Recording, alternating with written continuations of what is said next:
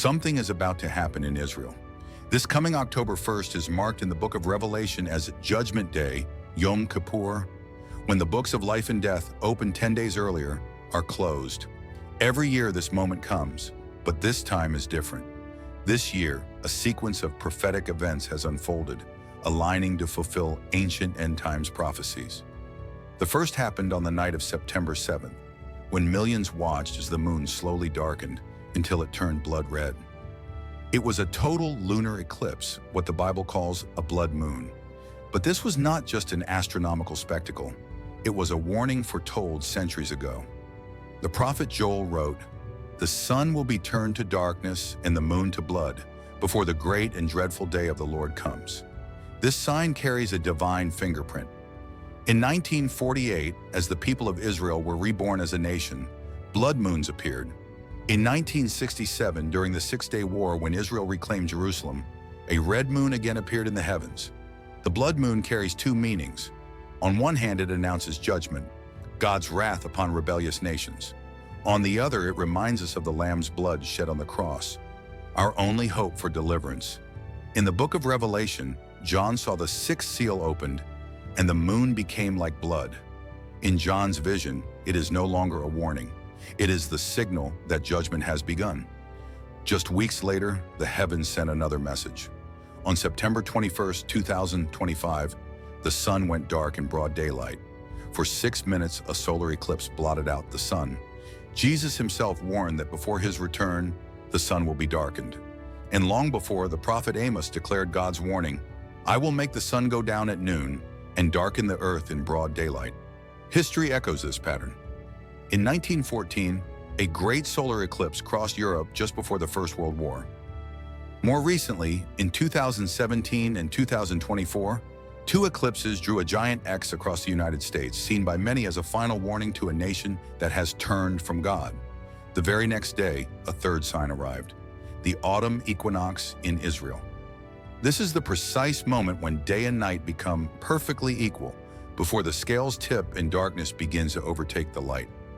In God's ancient calendar, this marks the beginning of the 7th biblical month and the season of the final harvest. In the Bible, the harvest is a symbol of separation. Jesus used the parable of the wheat and the tares to explain the final judgment, when good and evil are separated forever. The progression is unmistakable: blood, darkness, and the scales of judgment. These signs lead directly to God's most holy days. On September 24th, Rosh Hashanah, the Feast of Trumpets, the year 5786 begins. This day commemorates the creation of mankind, and it's when God opens the books of heaven, the book of life and the book of death. In an unprecedented event, 100 shofars, rams' horns, sounded together from Jerusalem, broadcast to the entire world. The shofar's blast is a call to awaken from spiritual slumber. It marks the start of the 10 days of awe, a final countdown for humanity to repent before the most sacred day of all. That day is October 1st, Yom Kippur, the Day of Atonement. On this day, the books are sealed. In ancient Israel, the high priest would enter the temple's Holy of Holies, a place no one else could go, to ask forgiveness for the nation. He would use two goats. One was sacrificed to God, the other, the scapegoat, would have the sins of the people placed upon it and be sent into the wilderness. This earthly ritual is a shadow of the final judgment seen by both Daniel and John in their visions of heaven, where the books were opened and the dead were judged. Today, on Yom Kippur, all of Israel comes to a standstill for 25 hours of fasting and prayer. History proves this day is pivotal. On Yom Kippur, 1973, Israel was caught in a surprise war, yet emerged victorious against all odds. After the solemn day of judgment comes the Feast of Tabernacles, a 7-day celebration of God's faithfulness. This festival reveals God's ultimate desire, not to remain distant, but to dwell with his people forever. Beyond these signs, multiple divine clocks are pointing to this very hour. The creation clock, based on the principle that, with the Lord, a day is like 1,000 years, shows our timeline. About 4,000 years passed from Adam to Christ, and another 2,000 years have passed since. We are at the end of the 6,000-year work week of human history, and the 1,000-year Sabbath rest is about to begin. Then there is the Jubilee clock. God commanded that every 50th year be a Jubilee, a total reset of debts and freedom. Ancient texts suggest that 2025 marks the end of one of these great Jubilee cycles. Jesus told us that no one knows the day or the hour. But while he forbade date setting, he commanded us to discern the season.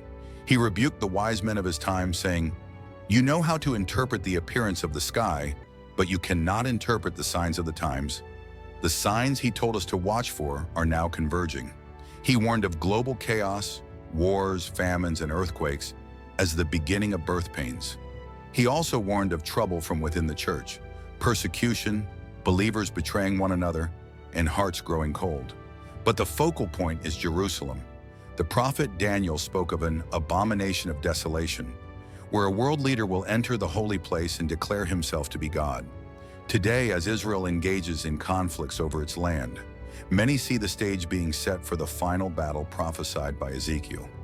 He described a great coalition of nations, led by a figure named Gog of Magog, marching on Israel, covering the land like a cloud.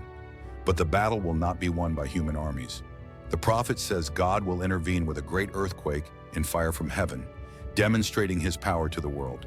The final sign Jesus gave is the most shocking: the darkening of the sky. The sun will be darkened, and the moon will not give its light, and the stars will fall from heaven.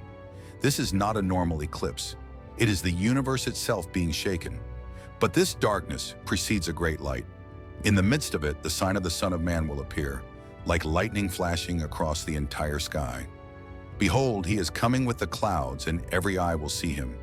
These signs were not given to create fear, but to build our hope and keep us alert.